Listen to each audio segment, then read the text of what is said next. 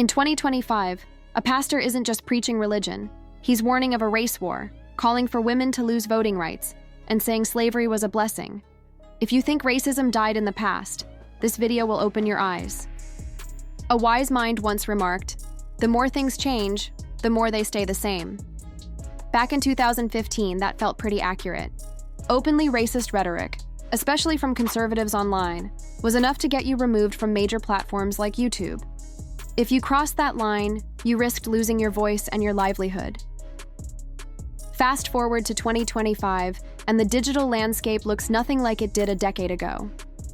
The far right, particularly the white nationalist corner of it, has surged with a strength we haven't seen in decades, thriving across online spaces. Among the louder voices in this new era stands Pastor Joel Webbin. Webbin is an American preacher and outspoken Christian nationalist, known for leading right response ministries and pastoring Covenant Bible Church near the Austin-Georgetown area in Texas. His teachings and public comments have sparked heavy debate. To many Black listeners, his rhetoric feels more radical than figures like Nick Fuentes. And the fact that he holds a pastoral title only amplifies the shock. Take one of his recent posts, for example. Just last month he wrote, "A race war is coming. Every pastor who celebrated the degenerate George Floyd is responsible." Reading that, the first thought that comes to mind is simple. This is a man who claims to represent God, a figure expected to foster peace, unity, and healing. Yet here he is warning of racial conflict and labeling people in ways that feel deliberately inflammatory. Now, I'll be honest, some folks might place me on the conservative side of Black politics, depending on who you ask. And yes, racial tensions in America are real. Could isolated racial clashes happen in the future? Possibly.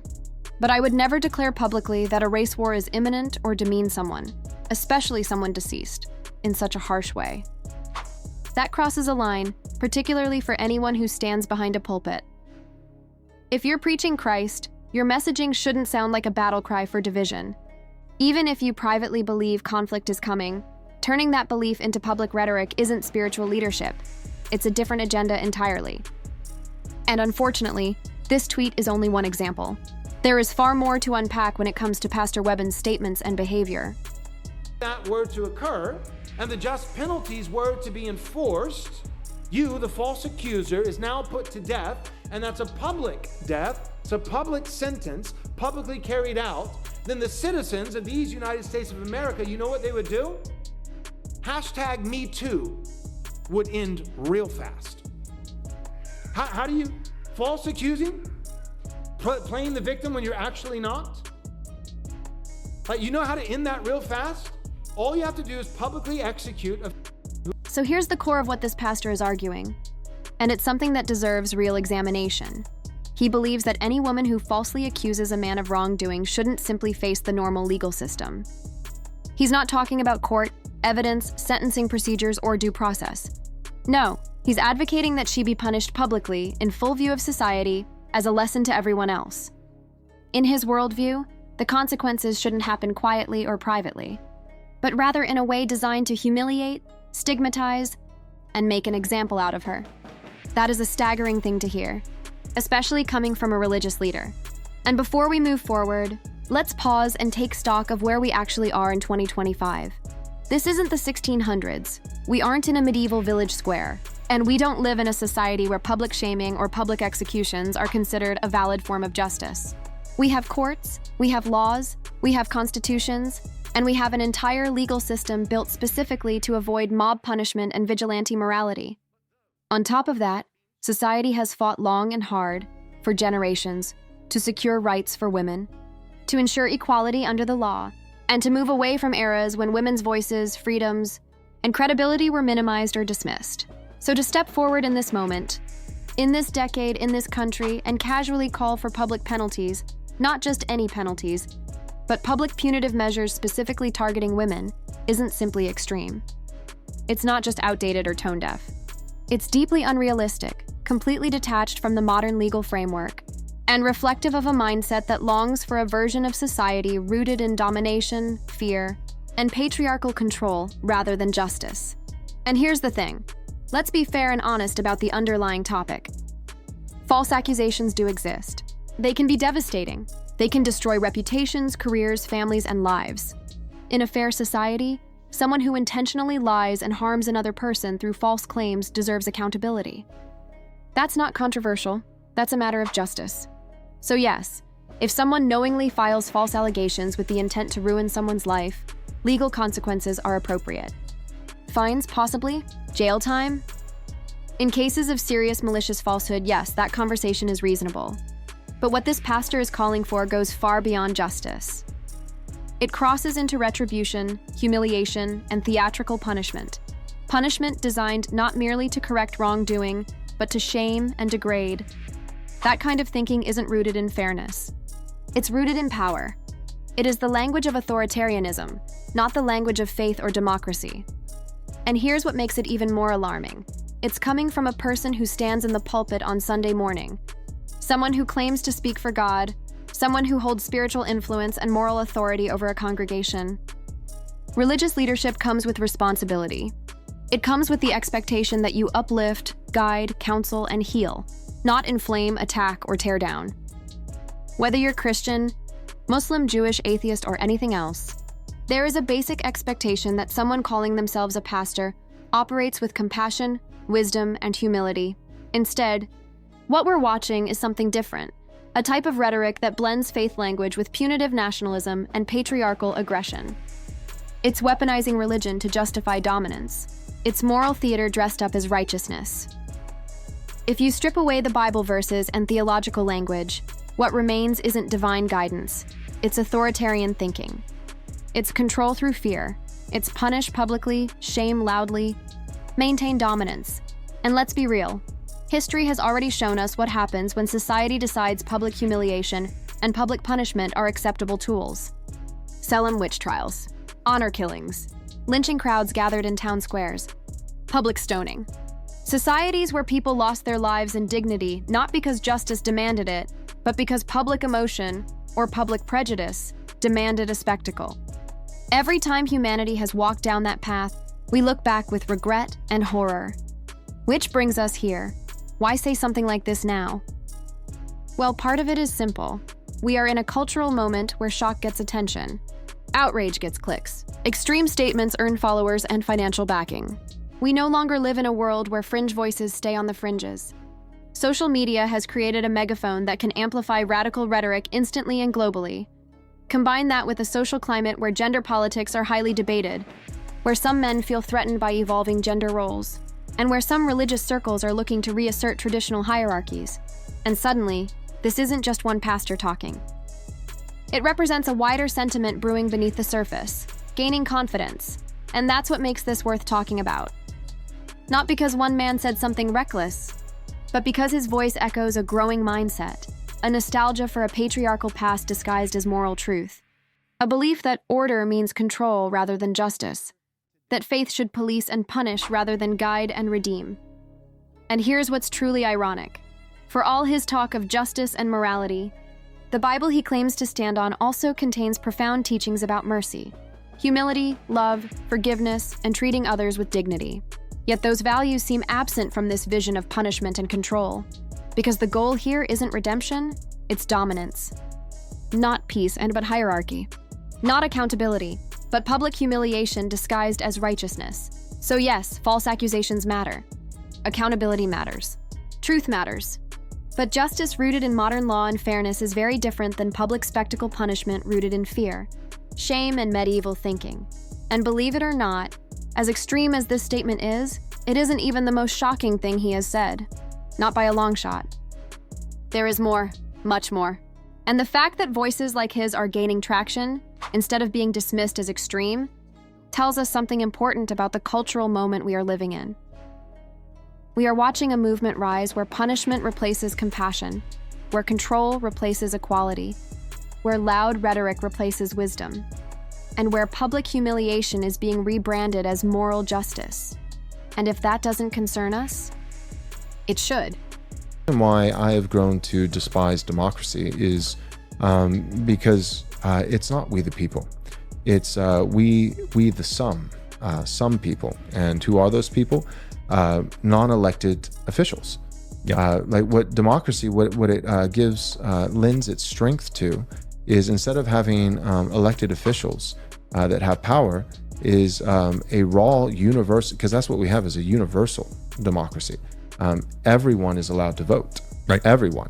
And just for the record, yeah, I think the 19th Amendment should be repealed. I think that because, well, first and foremost, because I'm a Christian, and that is the Christian position. Oh my gosh, you're saying that? Yes, that is the Christian. Now here's where things get even more unbelievable.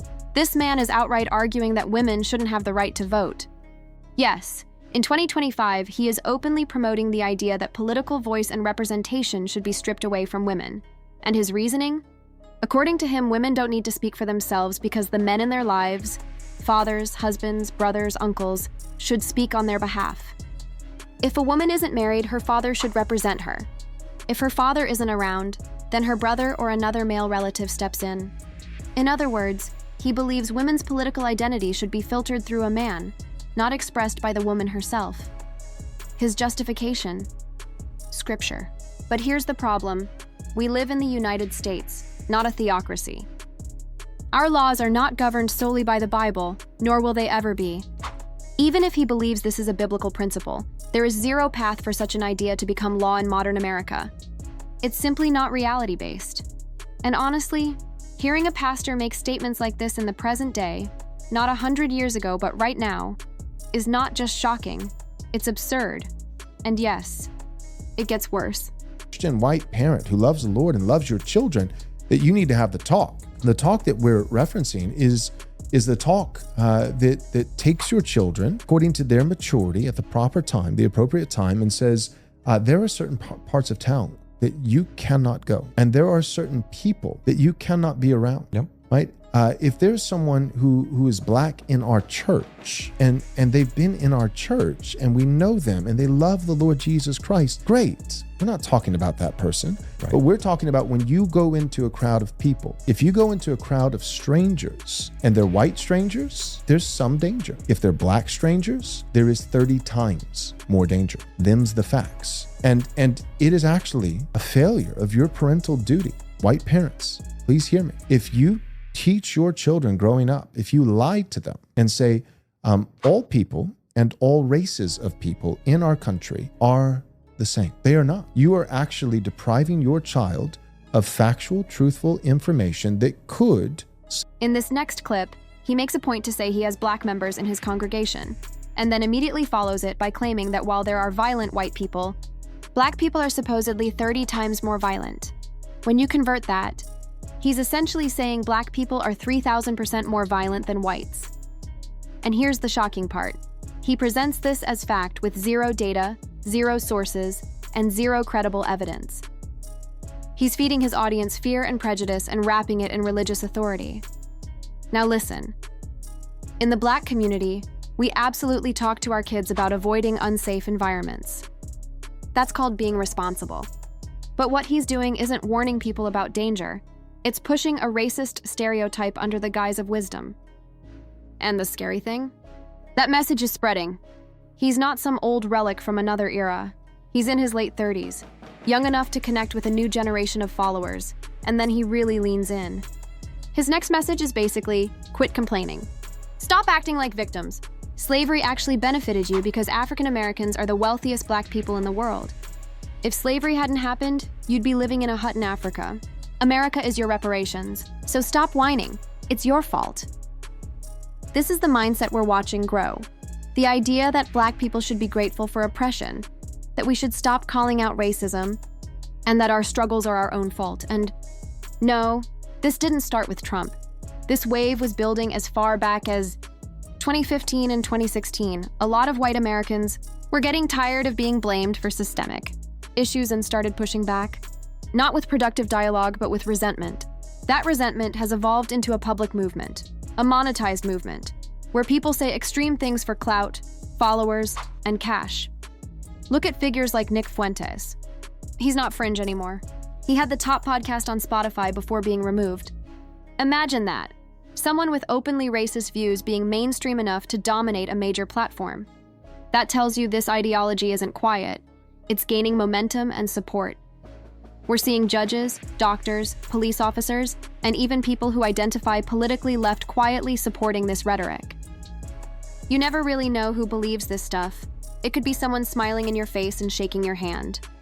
And for Black folks today, that means being strategic about who you trust and who you discuss race and politics with.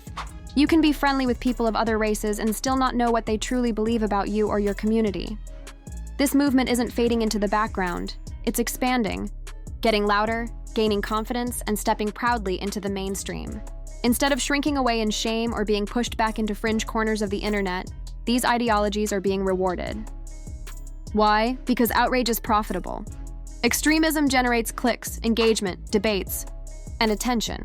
And in our current media environment, attention is currency. Platforms that once claimed to stand firmly against hate speech and radical rhetoric are now loosening their grip. It's not that the moral lines moved, it's that the business incentives changed.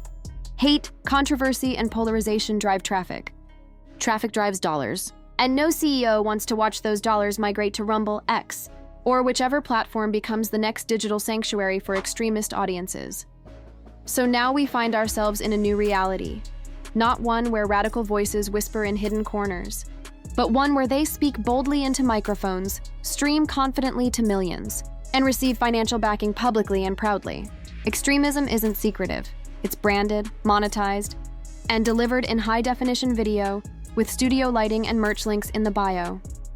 We're seeing podcasts with hate-filled ideology charting in the top rankings, live streamers raising money in real time while spreading division, influencers building communities centered around resentment, fear, and superiority, content creators receiving corporate sponsorships and donations while platforming views that would have been unthinkable a decade ago.